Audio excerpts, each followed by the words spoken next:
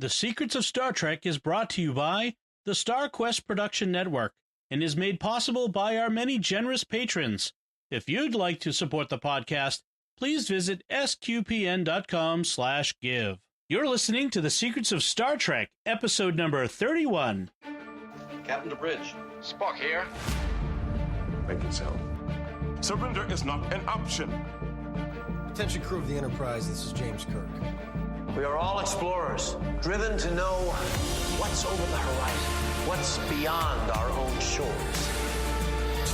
We would have helped you get home if you had asked. That's who Starfleet is. Hi, I'm Dom Bettinelli, and you're listening to The Secrets of Star Trek, where we discuss the hidden layers and deeper meanings found in all the Star Trek TV series, movies, and more.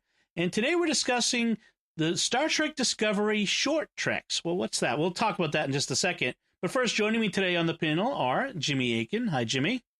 Howdy, Dom. And Father Corey Stika. Hi, Father Corey. How's it going? So remember, folks, please like The Secrets of Star Trek on Facebook at the SQPN Facebook page. Retweet it on Twitter where it's at SQPN. Leave us comments. And if you haven't subscribed yet, please subscribe in iTunes, Google Play, Stitcher, TuneIn, your favorite podcast app, or on YouTube where you should hit the bell to make sure you get notifications of new episodes as they post. And above all, share the podcast with your friends. As a new season of Star Trek Discovery is beginning, people are going to be interested in talking about it and hearing people talk about it. Please let them know that here's a resource for them where we'll be talking about each episode as it airs throughout this season. And we'll have our distinct perspective on it, maybe a perspective that you won't hear other places. And it should be interesting because the writers said that this season on Discovery, they're going to be exploring issues of faith and science. And so that's right up our alley. Exactly. So plenty of people would be interested in that. So so you should definitely share that with them. Also, a little network note. On SQPN, there is a new podcast you might be interested in called The Secrets of Technology at sqpn.com/technology. It's about 30 minutes a week. We talk about the latest tech news, but from a perspective you might not hear in other places. So we think it's unique, and we've gotten some great feedback so far. We had one listener say that they were about 10 minutes in, and it's their favorite podcast ever already. So if you might only go downhill from there. I mean, exactly. So check it out at sqpn.com/technology. So we want to start with a little bit of Star Trek news and talk about it a bit. Apparently, Star Trek 4, the movie from the Kelvin reboot timeline, has been canceled. The director, we've heard this because the director of the movie, who'd been previously announced, is going to be directing a new Game of Thrones prequel series. And in the press release for that, it said she became available when Star Trek 4 was shelved. So we don't have official information from Paramount Pictures, but this seems to be... Yeah. And typically they don't announce we're not doing this. They'll just say it's been put aside or shelved or something like that. Right. I can't say that exactly hurts my feelings any. Yeah. Well, yeah, the Kelvin reboot was controversial, to say the least. Especially with fans. Yes, yeah. Especially with fans. Now, there's a complex bit of financial, political within the entertainment industry, corporate politics, things behind why it was canceled. It wasn't purely because the fans didn't like it. There's a lot of stuff, and in fact, we'll link to a short YouTube video which kind of goes through this in some detail, it's a really excellent video. But it's from the channel Midnight's Edge, which covers Star Trek and kind of the background financing issues that are involved. And it's actually quite good analysis. Yes. So basically, Star Trek Beyond cost a crazy amount of money, much more than the official figures when you really dig into it, and didn't make it back. There was all kinds of corporate politics having to do with Paramount Pictures and its funding and its failures in other movies. They wanted to cut Chris Pine's salary for the upcoming movie. And Chris Hemsworth, who was coming back. Now, why people thinking Chris Hemsworth? Why is Thor in this movie? Yeah. Chris Hemsworth. If you don't remember all the way back to Star Trek, the reboot, the original Kelvin reboot, he was George. I almost hit the K. George Kirk. Very brief role at the very beginning, a very bit part. He was an unknown actor at the time. I mean, very little known. Played Kirk's dad, and they were going to have him come back in some sort of timeline sort of thing, because why not? They had previously agreed to be in Star Trek 4. Then, when all these things changed, again, watch the video to get all the gory details. They were asked to reduce their salary. Now, some of the reporting on this has made it seem like, well, they just got greedy, and that's why that they wanted a pay raise. But it turns out actually being asked to take a big pay cut. Yes, like half or something similar to that. I mean, It was a major chunk. Exactly, and it turns out that some of the other actors, like maybe Zach Quinto and others, walked away as well rather than take a pay cut. And so, what does this mean for Star Trek movies? So apart from the finances and all that sort of silliness, what do you think this means for Star Trek as a movie? One of the things that they said is that CBS owns Star Trek and licenses the movies to Paramount, but because of they used to be under the same parent company that split. CBS took Star Trek but licensed it to Paramount. But if Paramount doesn't make a movie within a time period, which I'm not sure exactly what it is, within a few years, they forfeit their license. So what do you think this means for Star Trek on the big screen? Well, it's actually the deadline is coming up fairly quickly. They need to get something in production. What that something may be the reported Quentin Tarantino Star Trek film. Oh, joy. Right. that has me a little worried, but yes. I don't know. I mean, supposedly Quentin Tarantino is a huge Star Trek fan and has been for most of his life. So, I mean, we saw how the Orville turned out. Right. No, I don't know. I guess that I was kind of thinking about this. I don't know. Maybe the idea of the Star Trek movies has passed again for a while. Maybe it's just, the movies, the original movie saved Star Trek, brought Star Trek back, brought us what we have today for Star Trek. And that's awesome. But maybe we've kind of that point right now where maybe just Star Trek movies need to go sit on a shelf for a while. And let's have all the series they're doing now. We've got more series coming out. Let's just kind of let it sit for a while. To quote Mr. Spock, Star Trek's first best destiny is to be on television. It really is designed as a television show, not something where you get a couple hours every 2 to 3 years. I have to agree. I mean, most of the Star Trek movies they're fun. I mean, I don't want to dump, but they always left me wanting more, or left me in some way dissatisfied because they've adapted what should be the TV format into a movie format, and I don't know that it worked for me for Star Trek. It's kind of funny because Star Wars, I think, should be movies primarily. Because that's what it always was. But I think Star Trek should be TV series, and it should be longer series. That's one of the problems with Discovery is it's only a 10 episode season, or 13. I can't remember which is 13. Yeah, 13. And we're unlikely to get anything different from future series. Unfortunately, that's just the nature of, in the short term, the nature of TV series right now is they're short run seasons.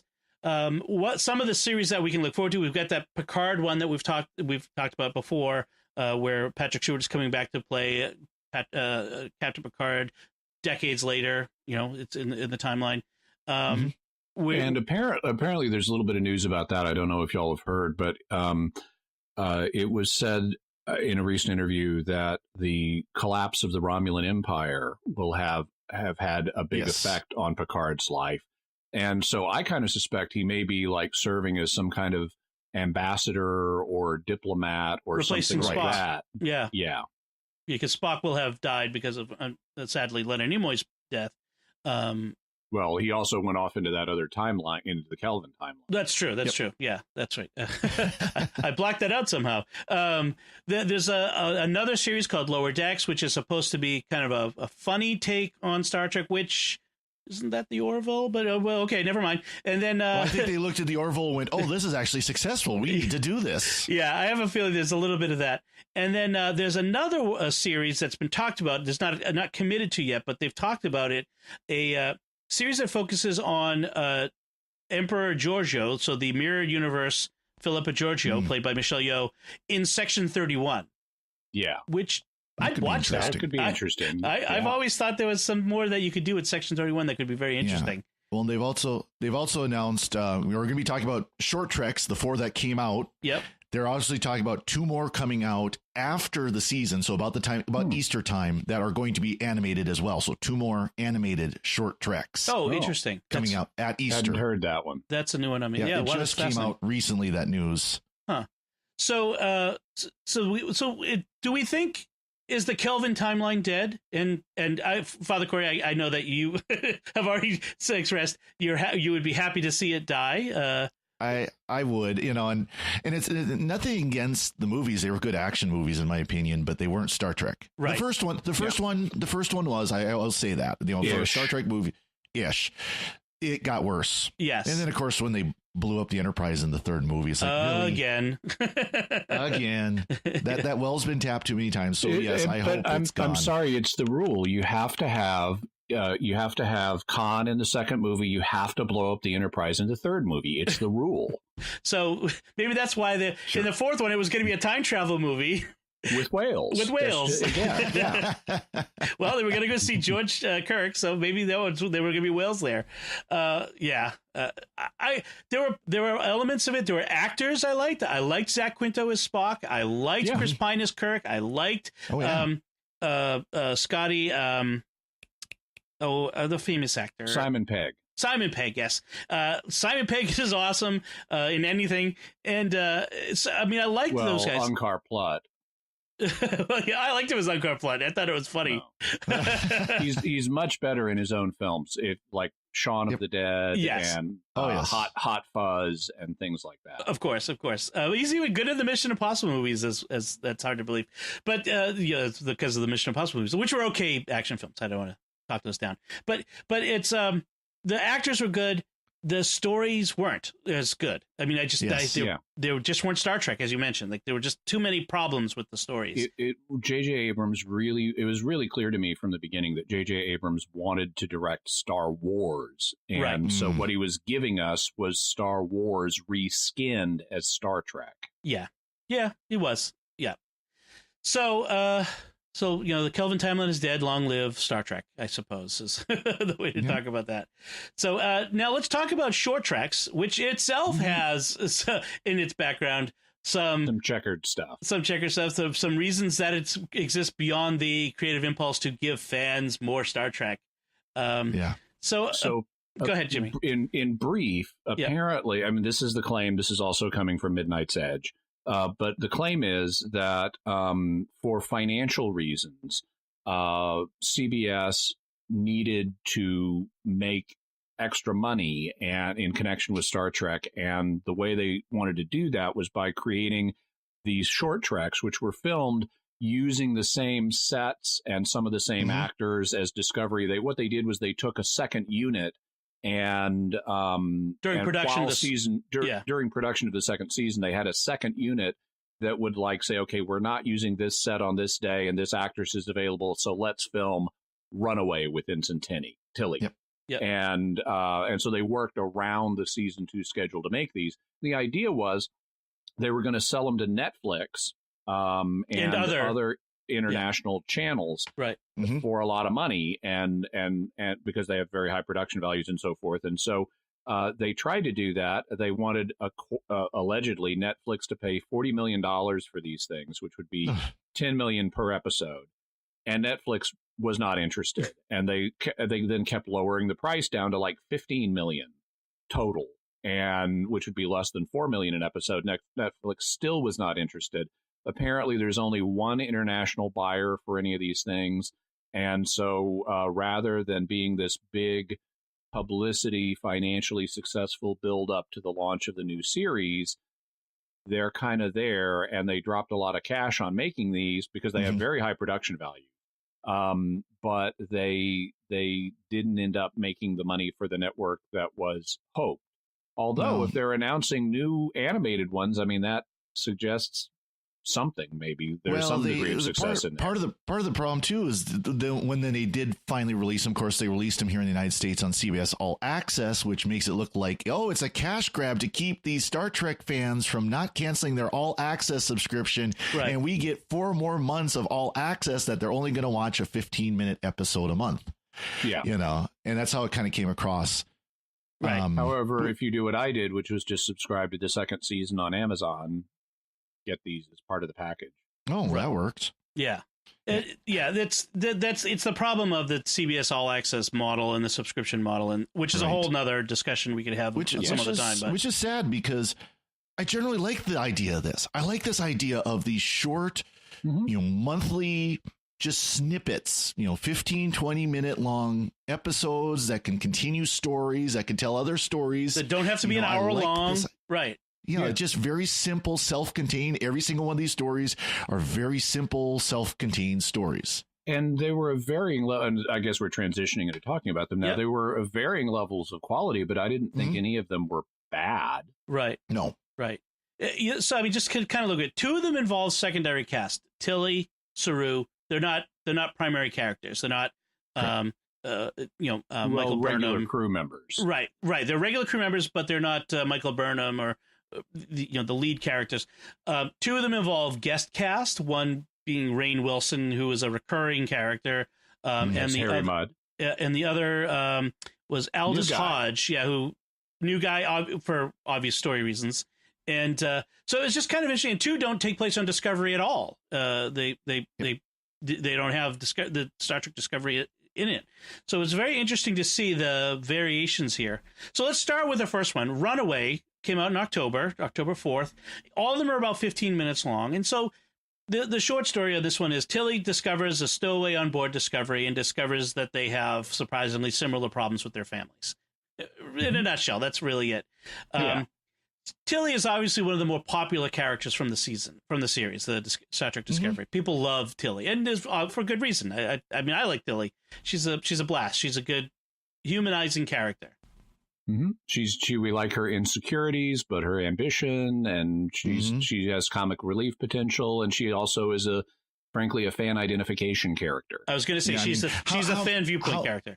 How many of us have been like her at the beginning of this short trek where we're taking a pillow and screaming into it? We've all done that at some point in our life where we've just been so frustrated we just need to scream. And in fact, I love this moment where she's talking to her mom about being in the command training program, via hologram, and her mom. By the way, she's an ensign now, not a cadet, so we've moved on from the events of season 1. Right, and. She's sitting there with the Starfleet Medal of Honor sitting on her desk in front of her. I don't know if you noticed that, but that she received at the end of season 1. As her mother's telling her, well, maybe you shouldn't try so hard for something. Probably you're not going to succeed at it. I mean, her mom is like really talking to her. She won the Medal of Honor as a cadet. You know? I mean, this is just like the worst parent. But she failed when she was in elementary school about climbing a wall or something like that, But her sister is so much more successful than she is. And what does that remind you of? Something that Tahani Al-Jamil on The Good Place. Yeah, I was just thinking the same thing. Well, it also reminds me of something that's even a little closer to home. If you've seen have you seen the most recent episode of The Orville as we record this? No. So the most recent episode of The Orville, Security Chief Alara, whose parents don't like her being in whatever their equivalent of Starfleet is. Her sister is so much, the Union Fleet. Her sister is so much more successful than she is. She should just come home and give up the career, etc., etc. But I was looking at this going, this is a very interesting parallel. So, but people who've seen that will understand what I'm saying. There's some nice moments. So what we have this. We start off with a shift change, and in the shuttle bay, the stowaway comes out of a crate who has the ability of invisibility, and it's set up as very mysterious and possibly threatening, and so like some weird creature has gotten on board that can be invisible, but it gets cut and it has glowing orange blood. Yes, and now which was like the Predator. I don't know if that was intentional or not. It might have been intentional to kind of it trigger something in the back of our minds. But so we have Tilly in the mess hall in the middle of the night, ordering I like this part. She orders a quadruple espresso with milk alternative, and the computer says that quantity of caffeine is not advised. It's my best friend. She says. Yes. Have a glorious day. Yeah. Okay. Yeah. In the future, the coffee maker will be a nanny on your, like a health nanny. I was going to say, the food replicators on Discovery are nags. Exactly. All throughout the season, and then they nag about, enjoy your healthy bean burrito or whatever. Are you sure you want to eat that too? You've put on a little weight, I've noticed. Can you imagine? Yeah, exactly. So I like how Tilly is using, as she's about to drink the espresso, she's using these self-improvement aspirations. So like, I will remember to expect nothing. Espresso, I release you. Yeah, that was so good. That was good. So the which are in fact used apparently in like management training courses and stuff like that. She probably has it in the command training course. Yes. Yeah. So she notices this creature. She notices the blood. The creature's there, especially after all the replicators go crazy, start ejecting food all over the record. Right. Mm-hmm. And they don't say it explicitly, but apparently this character, we find her name is Poe, just to make it easier, is Poe, can affect technology by willing it. She's like an engineer and maybe that has something to do with her ability to cloak herself is a technological. And they could have and really should have made this clearer. What I would have done is just make it clear that she was trying to. She doesn't speak English, so she doesn't know how to talk to these things. And I would assume she was messing with them on the engineering level to try to get food to survive. Right. Okay. I thought she was doing it to distract Tilly. Also to distract that could be Tilly, because Tilly was trying to figure out where the blood was coming from that dripped onto her uniform. Okay. So in case you haven't seen it, I would say that Poe, she's a alien, looks like a spiky pixie. Basically, yeah. She's a Zahian. Zahian. That's right. I remember She's from the planet Zahia, which Tilly finds out has just achieved warp technology. So we're allowed to let them have knowledge of Federation. They're no longer under the Prime Directive. And I like Poe has this super long name. Right. Mihani Ika Kali Ka Po. Yeah, is my best chance of trying to pronounce it. It almost looks Hawaiian. It's the funny I was going to say, you see Hawaiian words. That's kind of what it looks like. I like when science fiction gives us characters because not all languages are like English, and you do have languages where people have really long names, and which then tend to get shortened. And I like that. I like it when science fiction gives us names like Harlaloprilar and things like that then get shortened to Prill. And so forth. Mm-hmm. And yes. And she just goes by Poe. Right. Poe, right. Yeah, Just the final Poe. syllable. Yeah. Which is, for me, that kind of resonates because in Tagalog, which is the main language they speak in the Philippines, Poe is an interjection you use to make a request polite, like please in English. And so I can't help but thinking with that little bit of Tagalog background whenever I hear Poe. Interesting.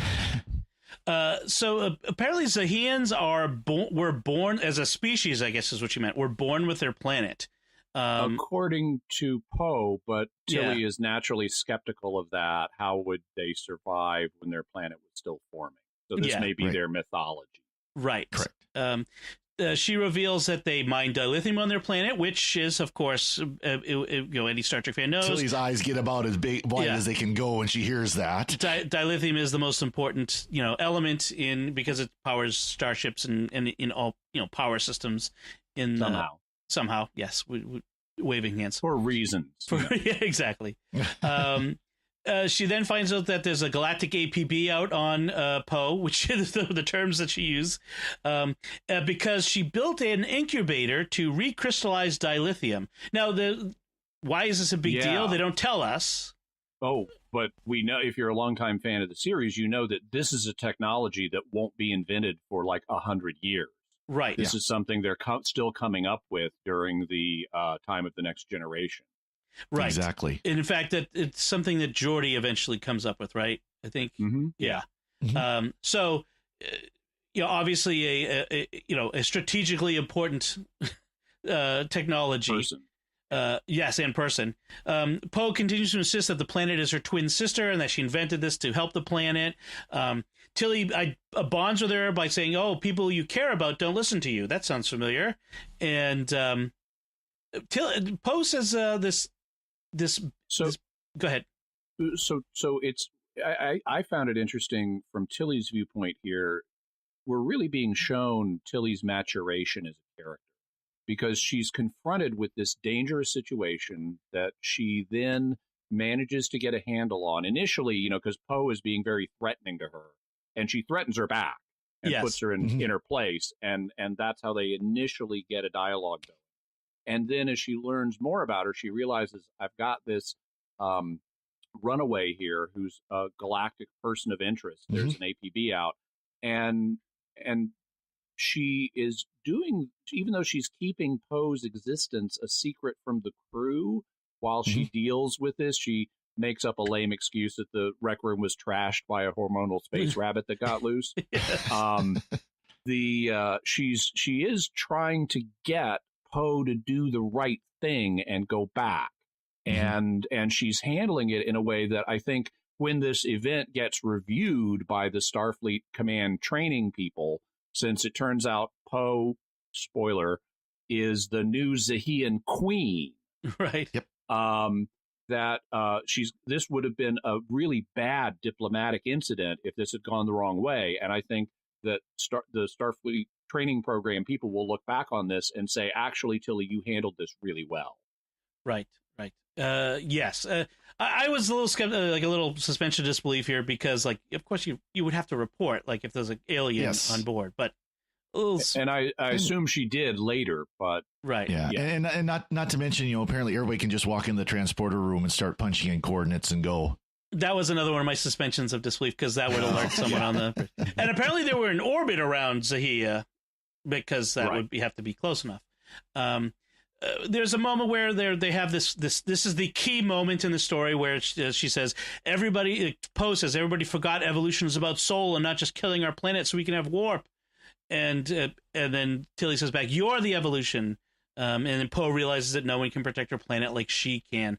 A little bit of an environmental message or something along those lines, maybe. But I like how she entered into Poe's logic, because Poe is like the future is so uncertain for my planet, and evolution is changing things. It's like, well, you're a part of that. That's why you need to go back so you can protect your sister.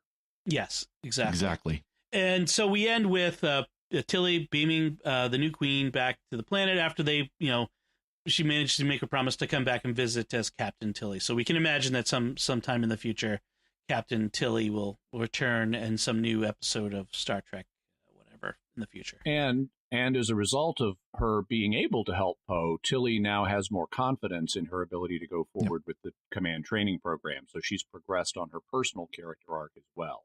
I hope that they include that in Discovery, that what happens in these shorts have ongoing effects within the main storyline. So we'll see. So one little note on this one. I like how once they get the translator going between Tilly and Poe, one of the first things that Poe says when Tilly asked her name, "My name is keep your human digits off me, please. My name is also I could build a translator like that in my sleep." Right. Yeah. And then Tilly says something back about reprogramming a replicator or something. Yeah. So I do love that. I do love that scene though, where Poe growls at her and Tilly just kind of looks at her and rawr. Yeah, she growls back. Yes, no one's undermining Tilly. So let's move on to the second. They don't call her Captain Killy for nothing. Yeah, a little bit of Captain Killy comes out there. So we move on to the second of the shorts, which was called Calypso. It was released in November 8th. This one is very interesting, written by Michael Chabon, who is a Pulitzer Prize-winning novelist who also won the Hugo Awards and the Nebula Awards for his novels. I actually read one of his books called Gentlemen of the Road, which is a pair of itinerant adventurers in the Caucasus Mountains around 950 AD, which was a pretty good book. It was I would have liked it if he'd made more books featuring those characters. That would be interesting. I'll put a link in the show notes to it. But so interesting that they've got this very high-profile writer for this episode. And to my mind, this was the best of the episodes. It's the most sophisticated psychologically and morally, and it was kind of close. I think the Escape Artist, which we'll talk about, was the most enjoyable, maybe. Yes. But I thought this was, in terms of craft, the best. I agree. The one thing that people may wonder about is, why is it called Calypso? Because they don't mention that word in the short. The reason is it's a mythological reference. I mean, you might think, well, we've got ships here. Is this a Jacques Cousteau reference? And it's not. It's a mythological reference. Calypso was a nymph who detained Odysseus, crafty Odysseus, on her island for like 7 years. But his desire to get back to his wife Penelope eventually caused the gods to order Calypso to release him. And to equip him for the journey, Calypso then gave Odysseus the preparations he'd need to continue with his Odyssey. Right. And as you alluded, in the Odyssey, Odysseus is frequently referred to as Odysseus. crafty, and that's what the character's name is. So Craft. Yeah. Craft. Or funny face. Yeah, funny face. Yes. To recap a bit, so a human soldier wakes up aboard the Discovery millennia, literally, after the ship has been abandoned for some reason, and develops a close relationship with the ship's computer, which has become a self-aware AI, and it has Zora that has saved him. So it starts with a man in an escape pod watching Betty Boop cartoons, which is very interesting. Betty Boop cartoons are out of copyright, so therefore CBS did not have to pay anyone to show that. And he wakes up disoriented in sickbay, all alone. It's dark. And it's a very disorienting opening, and I thought it was effectively scary. And then we realize the computer is watching him and not talking to him and doing things, and it starts out with a kind of horror vibe. Yes. Kind of like Alien. And then the computer starts building a relationship with him, gives him clothes, which initially don't fit, and it makes him new ones. It's like, why didn't you just measure him and give him the right ones the first time? Right. But the ship is initially presented as this weird environment, and he has to build trust with the AI. Right. And like you said, she introduced herself as Zora. She's grown a personality over the centuries. He first says his name is Quarrel, which is interesting, and then she tells him he's a liar. Right. She's repaired his injuries, except for one scar that he has on his leg, which wasn't from the most recent battle that he'd been in. He'd been in the hunting scar. He'd been in the escape pod for a month. She asks his name, and he says, "My people don't give out our true names, but people call him Craft." That's how we get his name. And then Zora reveals that it's been 1,000 years that she's been abandoned, which is an interesting idea that they've now presented to us, which is that Discovery at some point in the future, probably not the too distant future, is going to be abandoned by its crew in some location and not be recovered. And Zora's instructions are that she's to maintain position until the crew returns, and it's been 1,000 years. Right. She's a computer being literal. Too. I like the name Zora because, of course, you know Jimmy language much more than I do, but you know how language drifts and go from Discovery to Zora. You know that connection. It could be connected to that. We also have the fact that apparently Discovery is going to be abandoned at some point is kind of reminiscent of like what they did in Babylon 5, where we had early on the vision Babylon will fall, and then we eventually got to see the context of that and what that meant in terms. We saw the station exploding, but we didn't know the context of why. And eventually we got to see it, and it was very different than what we might have expected. And I'm hoping that they do something like that. I'm hoping eventually we get to see the abandonment of Discovery, you know, maybe in a few seasons, assuming the show goes that long. And it also, some people have pointed out, this may play into the ultimate explanation for why some of the things they've been doing on Discovery don't match clash up with the timeline. because Right. they've got this amazing spore drive. And at some point, they're going to have to lose that. There's going to have to be a reason why And they they're- can't install that on every single And- Starfleet ship. I mean, it could be as simple as just a decision that this is a failed experiment and we should get rid of it, Yeah. but we can't just destroy the ship or something like that, you Right. know? Or they lose the ship or something, or it's a mirror copy of the ship created by et cetera, et cetera. Yeah. Yeah. And I wondered if this might be a mirror ship, because we don't know. All we know is that Craft is from the planet Alcor 4. Yep. Where Which there isn't has far not away. There has not previously been a human colony there, as far as Zora knows. But she says her records are obviously out of date, and he's been fighting a war for like 10 years. Yeah. With a group called the Vidraish, and we don't know anything about them. And he does not, Craft does not know who won the war or if the war is over, which is kind of nice to not have this context to understand things. And it's neat to just have these references and wonder about them.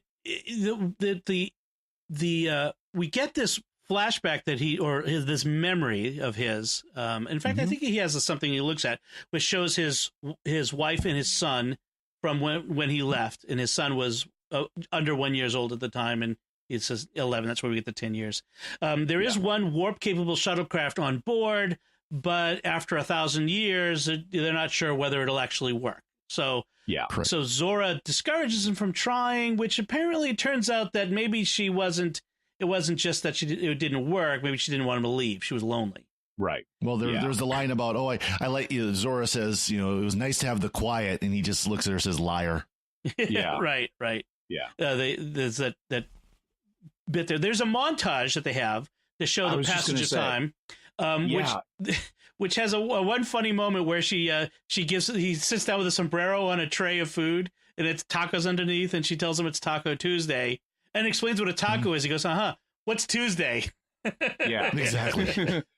One of the things I really like about this montage, it's visually distinctive in that we see multiple copies of Craft moving about the rec room and doing various things and sitting down, like playing chess and stuff like that. And I like how we have that visual overlap, and we get this. And I thought it was a very unusual and effective way of doing a montage. Instead of just cutting from one moment to the next, we see the moments visually overlapping. Right. And so as a means of passing the time, they watch old movies. Zora is apparently a fan of 20th century movies, because everybody in the 24th century Everyone is a fan of 20th century pop culture. And so Zora's favorite movie is the 1957 film Funny Face, starring Fred Astaire and Audrey Hepburn. And so they sit on the bridge and watch it as a hologram, which looks actually kind of fun. Craft decides to learn how to dance like Fred Astaire in order to do something nice for Zora, since she's done nice things for him. And then he dances and with...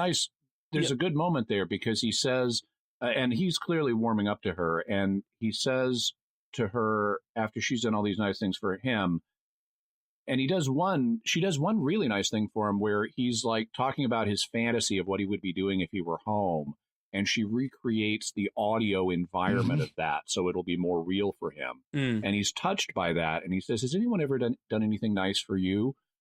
And being an AI, she says, it never came up. Right. And so he decides to do something nice for her. He makes a Fred Astaire costume like the one he's wearing in Funny Face. He teaches himself that dance, and now he's going to do it with her. Right. He dances with the holographic representation of Zora's own self-image that she would have. And he makes her create a unique self-image, so she's not just Audrey Hepburn. Right. And like, I want you. Yeah.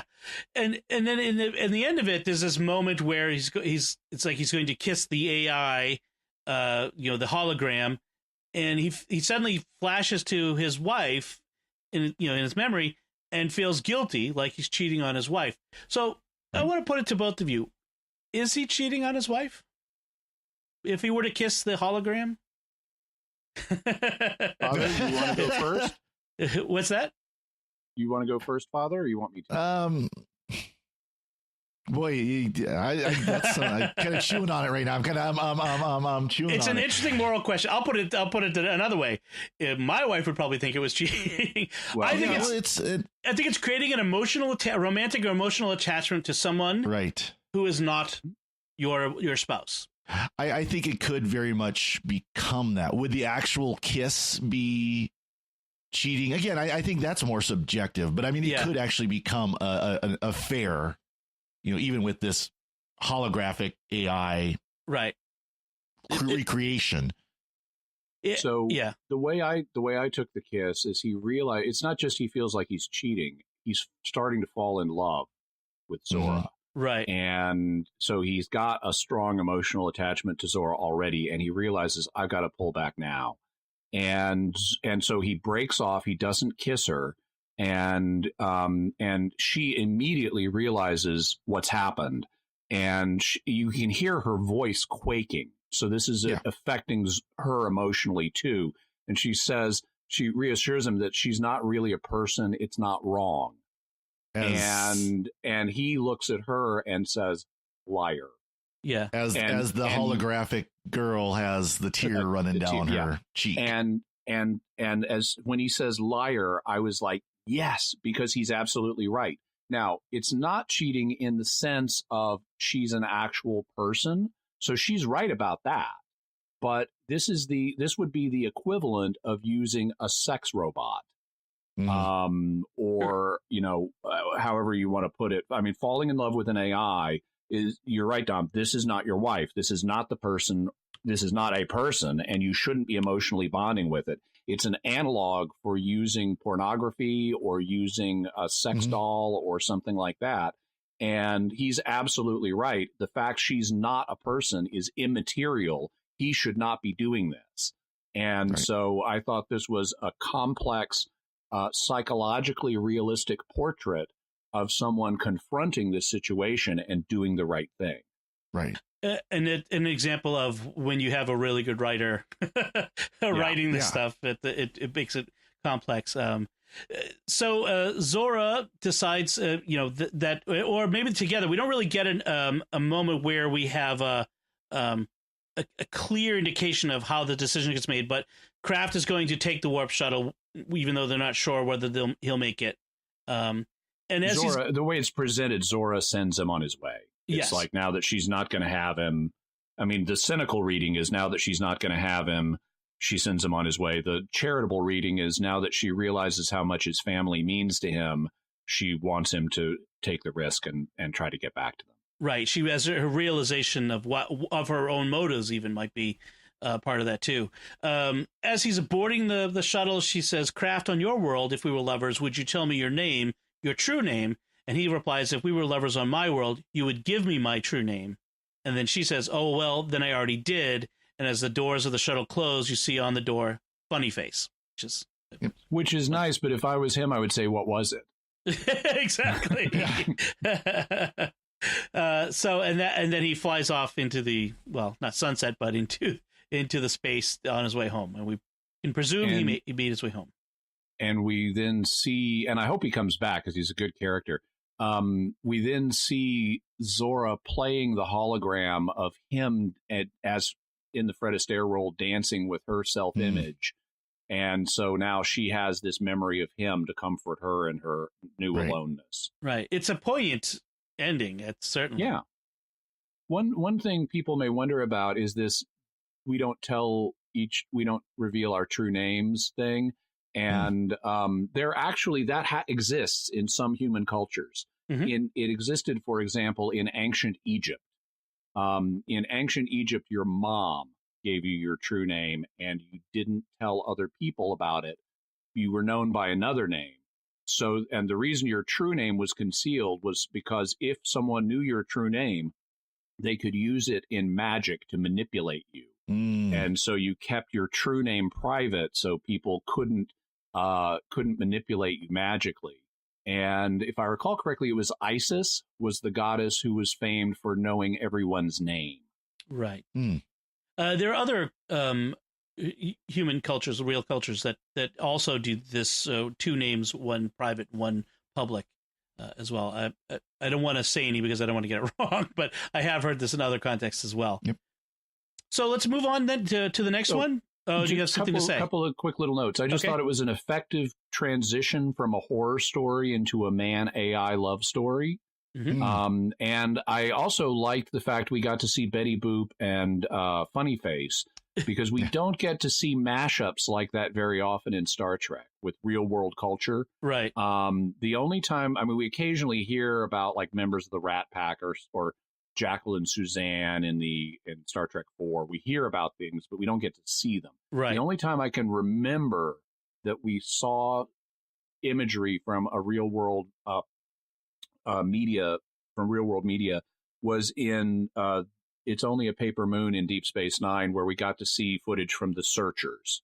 Right. And so we don't get to see that often. There was one. Actually, in the original series, there was one moment where they were going to do it, and it would have been glorious. It was in Return to Tomorrow, where the Enterprise goes back to the past and is in orbit around the ship, around Earth, and Uhura starts picking up transmissions, and she was going to put one on the viewer screen, and it was going to be the opening credits to Bonanza. That would have been cool. Which was on the air at the same time as Star Trek. But they couldn't get the rights to do it, and so we never got to see that match. That would be fun. Yeah, they often they'll create if they do anything, they create like their own versions of the real world stuff. Mm-hmm. Like you said, Jimmy, this was probably the most complex story, the most deepest story, sophisticated is what I'm trying to say. Yes, thank you. So, do we want to move on to the next one? Yeah. The Brightest Star. This one was in December. It was released at the beginning of December. So on the planet Kaminar, the young Kelpian Saru is living a simple and restricted life with his family, but is eager to explore the universe. His ingenuity and his desire to learn more lead him to a future he never expected. So this is young Saru. Who takes place about a decade before there's a flashback in Battle at the Binary Stars, and there's a so this would be about a decade before that flashback, is according to the writers. It seems to be about 20 years before the events of Discovery. Right. And the Kelpians apparently harvest kelp. I know. It's a visual joke. They don't make anything out of it, but they're harvesting kelp. Yeah. They are apparently not just pre-warp or pre-space capable, they're pre-industrial, looks like. This one is narrated by Saru, where he's is sort of recounting how he entered Starfleet. And so the Kelpians we know the Kelpians from the beginning, they're sort of a prey species. He tells us that in the first season of Discovery. Yeah, and what he says is that Earth has food chains, and his planet doesn't. It has vertical relationships where you have a predator species and a prey species. But that doesn't mean you don't have food chains. And in fact, we see evidence here of food chains because the Kelpians eat kelp. Right. And I mean, you clearly have a hierarchy of things. Apparently, the Ba'ul are a technological race that have been harvesting the Kelpians, which may shed light on the fact they're used as food in the Mirror Universe. Right.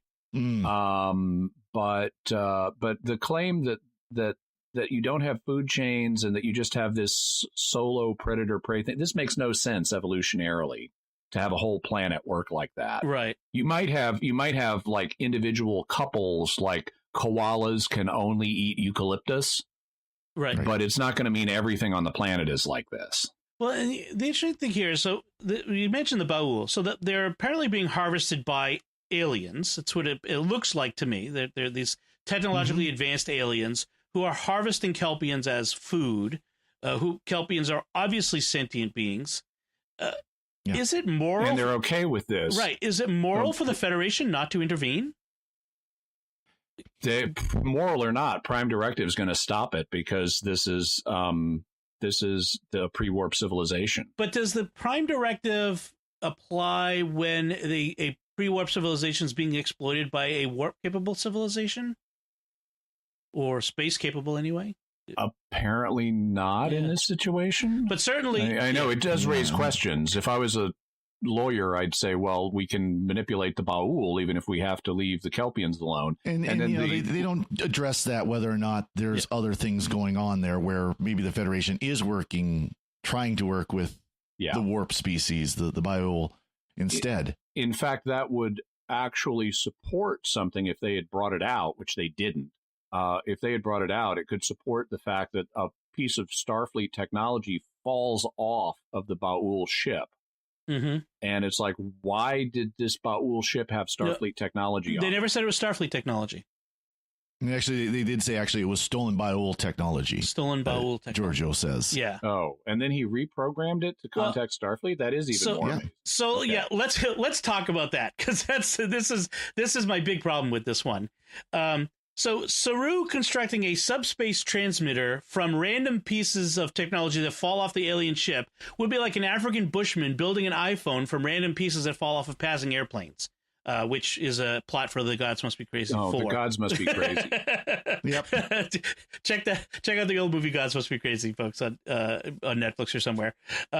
Like, how would he even know what a radio is, or what you could use it to speak to someone far away? I mean, this is a very primitive people. It just there is suspension of disbelief, and then there's a just beggar's belief that this would be possible. I think this was a fatal blow to this story, frankly. Yeah, it's so, if that's what was meant, it's even worse than I thought, because I thought it's a Starfleet communicator. He just figured out how to turn it on. No, that wasn't it. Yeah, apparently he was collecting this technology and figuring it out, and that was what led him. Only thing I could think of that would save it if they'd shown some point where one of the Ba'ul was there on the planet, and he saw the communicator and was able to get a hold of it or something. Yes.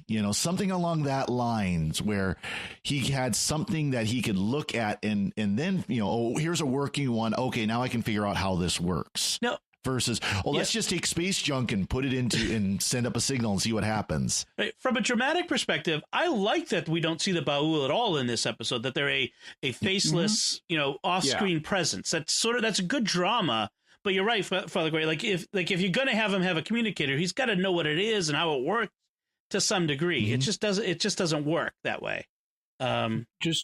Just to go back to the evolutionary bit of this also for a moment, because it also does not work for another reason on the scientific level, which is that we've been told by him that his prey species is so attuned to their circumstances, they sense the approach of death.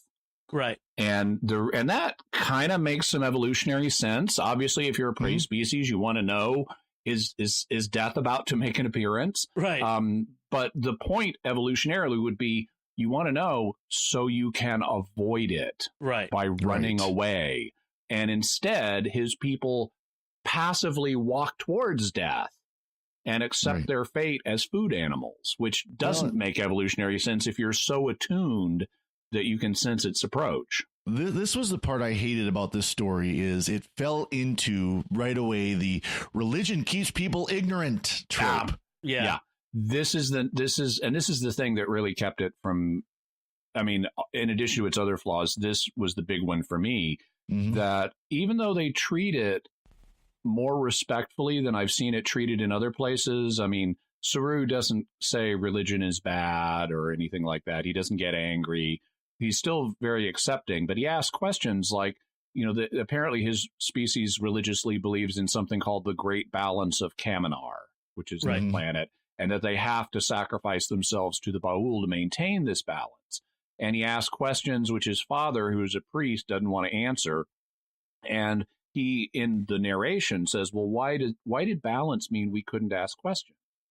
And I understand that sentiment. That's fine. My life is built on asking questions, including about religion. So I think that's a totally fair insight. Religion doesn't mean you don't think, or you don't wonder, you don't ask questions. I have a whole podcast about that. But what I don't like is, even though it's mild by comparison to other places, we still have anti-religious stereotyping going on here, particularly in the person of Saru's father, who just tells him to shut up and accept the situation. He says it nicely, but he tells him to shut up and accept the situation. And so even though the religious people in this aren't evil. They're still benighted. They're still willfully self-ignorant. They're not evil. They're stupid. I mean, that's I mean, well, I hated that because they pulled out the old, if God wanted us to fly, he'd give us wings. Right. Which, his father says basically that. Yes, almost exactly, except he says great balance instead of God. Great. Yeah, and, it's the same argument. There was actually kind of a funny bit where like the father says, says his bit about the great balance, and Saru says, I understand. And then the narrator, Saru, says, I did not understand, which I thought was actually a funny moment in that one. So he gets a message back on the communicator. It says hello in English. I'm not sure. I guess he didn't understand it, but and then it said today in English. Maybe he did understand it because he goes to meet the shuttlecraft, right? Yeah.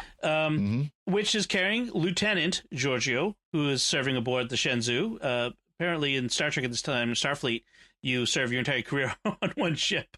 I guess. Yeah. That happens surprisingly frequently. Yes. Yeah. And surprisingly frequently, they just grab people and make them Starfleet officers, and that's that. They don't go to the academy or whatever, because this was what happened to Michael Burnham. But anyway, Georgia shows up. She shows that the Federation does know about the Baul. That goes back to my other point. And she says it took a lot of convincing of her superiors to let her come. And then she takes him away to be. And then she tells him you can't come back. Right. And he's willing to accept that. And this actually makes sense in terms of This is the most sensible thing in the whole episode, given what's been established about Starfleet. They have the Prime Directive, which applies to pre-warp civilizations. He has now figured out how to communicate off-world. That's a danger. Right. So you can make an argument under the Prime Directive, we can extract this guy. But once we expose him to what's happening in the Federation, can't take that knowledge back. Exactly. So this actually makes sense in terms of Federation. Right. One of the things about this story is that it's sort of a small story. They could have had this great drama about the Baul that it starts calling him, and so he runs from it and barely makes it on board the shuttle before it takes him away, or all this other drama. They didn't do that. If this were a full episode, they would have. It's just sort of a small story about him leaving home and going off to Starfleet into the sky as he wanted to go to before. But it has these flaws, and to me, it makes it the weakest of the four. Yeah, agree. Yep. So let's move on to the fourth one, the final one so far, the Escape Artist, which was just released on January 3rd, featuring con artist and thief Harry Mudd, who is in chains and at the mercy of a bounty hunter, tries every trick at his disposal to keep from being turned over to the authorities. And Harry Mudd is such a thief that he even steals the show, in the sense that as we're watching the Star Trek Discovery Short Treks credits, yes, he pirates the credits and it becomes a different program called The Escape Artist, right, which he is the star of. Right, and it switches to like this disco theme instead of the regular theme. It was great. Well, and it stars Rainn Wilson, who has just been great as Harry Mudd. But is also directed by Rainn Wilson, which is very interesting. Yep. So there are, as we find out, spoiler to the end, there are Harry Mudd robots or androids involved here, which reminds us of the classic original series episode I, Mudd. So we have that. So keep that in mind as we discuss it.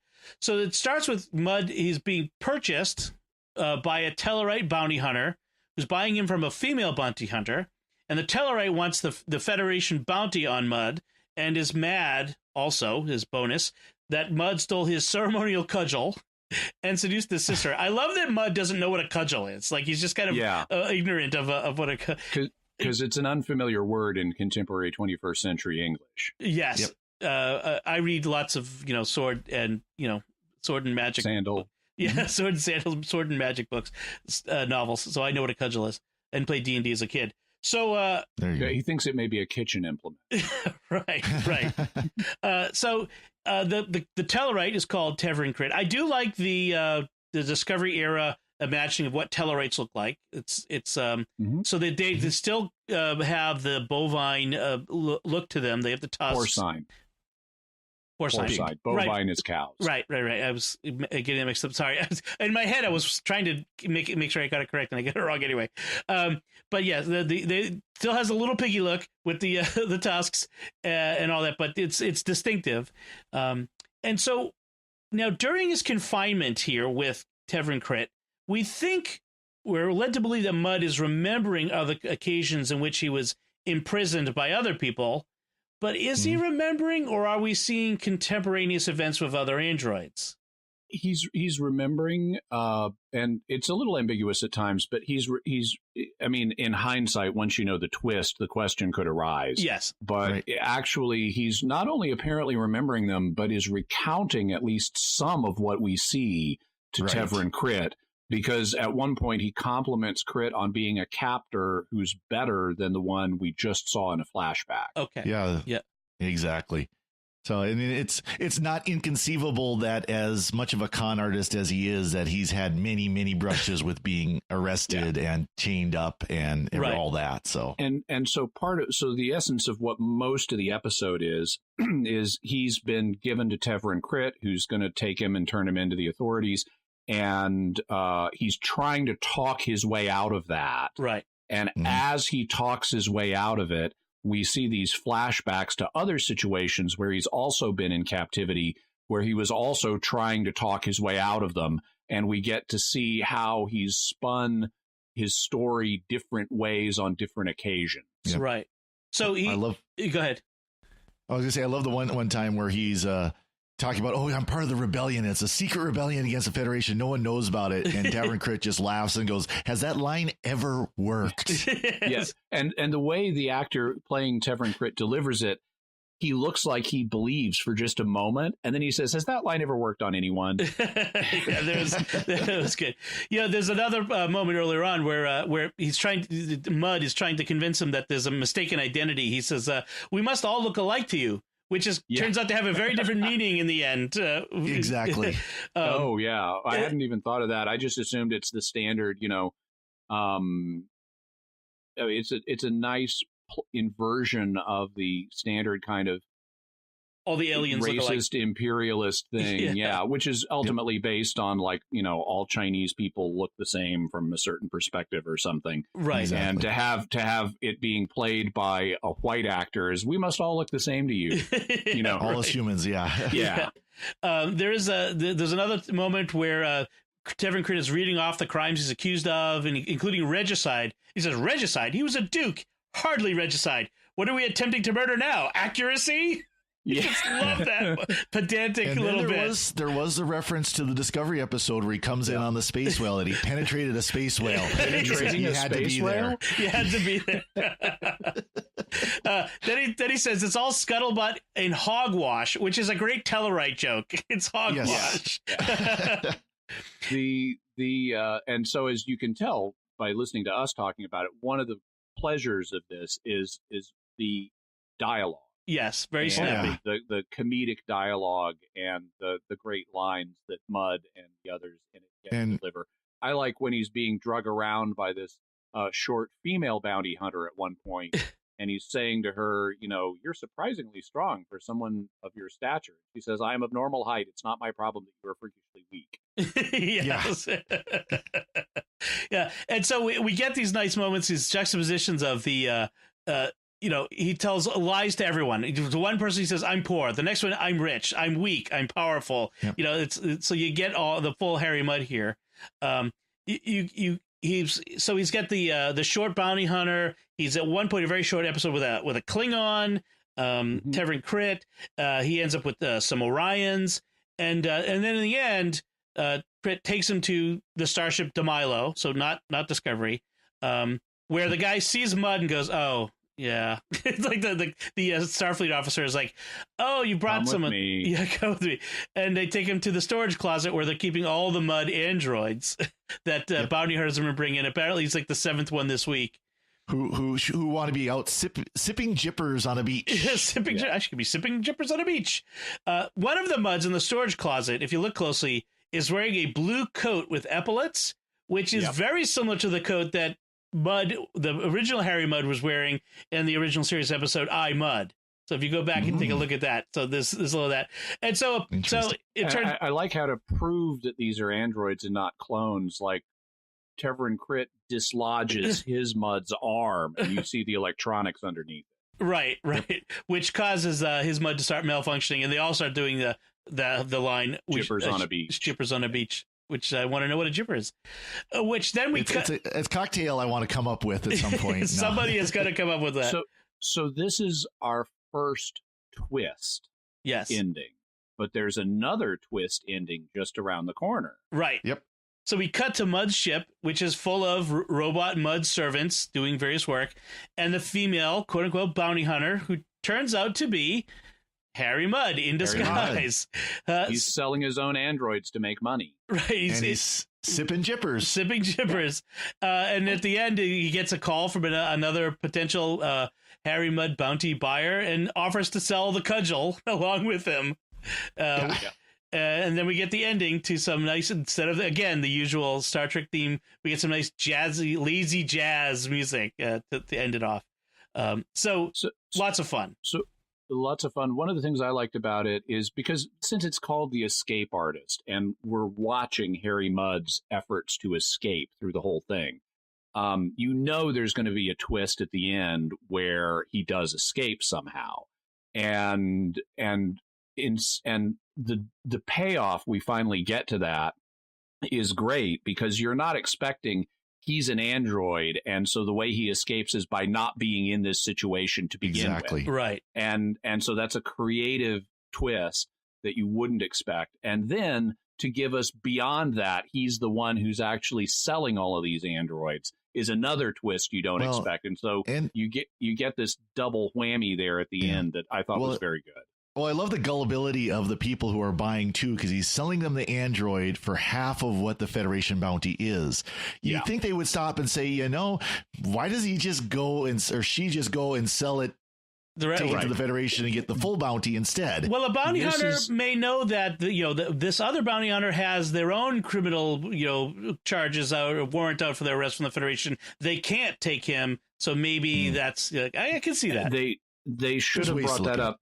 Because that was one of my questions, too. Why are these bounty hunters just buying Harry Mudd from other bounty hunters? I mean, I could see if you're a bounty hunter, you're trying to find Harry Mudd, you might hire an agent, but then you're the initiator of that action. It's not like someone comes to you and says, I've got Harry Mudd. You want him? Yeah. But of course, the fact that it's Harry Mudd doing it, he knows all the people that have a grudge against him. So he knows that they're going to be a little more blinded when they hear that name. So that he can cheat them again. Yes, he can cheat him again. So one of the things that fans have asked is, okay, given that we know that there are Harry Mudd androids out there, in the first season, were any of those the real Mudd? Like, because he escapes from the Klingons and other things like that. So was he able to do that? Rainn Wilson has actually said publicly that he thinks, and of course the producers have the final say on this, but he thinks we've been seeing the real Harry Mudd throughout the first season. So this is just self-contained to this short. So that's something to keep in mind. Couple of little things that I liked about this. It's fun. Part of the fun with this is because Harry is a lovable scoundrel, and part of the fun is getting to see the scoundrel get his just desserts over and over again with all these flashbacks. Yes. So also, I like, of course, we have the Federation. He says that he's at one point dirt poor because of the Federation tax man has taken all of everything he's ever earned. So, okay, thank you, money in the 23rd century. Also, 100,000 credits of Latinum. Thank you, money is real. You're not getting rid of it. Yes. I like in the sequence where he's talking to the Orion captor, and he's like hung from the ceiling, and he's trying to talk his way out of it. And he's got this Orion guy there who's handsome but not bright. Yes. And so he's telling him, I'm rich and I'll share, if you let me out of here, I'll share my money with you. And then you'll be rich and you'll be able to wear a cape because rich people can do whatever they want. And the guy is thinking, I would look good in it. And he's like, you would look amazing in a cape. And so apparently capes are and the ability to wear one is kind of a thing in Orion culture. Like in ancient Rome, you could only wear certain shades of purple if you had achieved a certain social status. And so he's playing on that. And then a woman Orion comes in and says, "Idiot, we've got a camera in here." And the male Orion recovers by saying, "I nearly had him tricked thinking I wanted to." Just like, get out of here. Get out of here, you idiot. Yeah, that was good. So, okay, anything else on the short treks? Because we get a little feedback from folks that we'd like to share. So, listener feedback on our episode on Caretaker. We got an email from Jack Barazzini. He says Tom Paris was originally written as Nick Locarno, which we talked about, which is why they brought Robert McNeil back.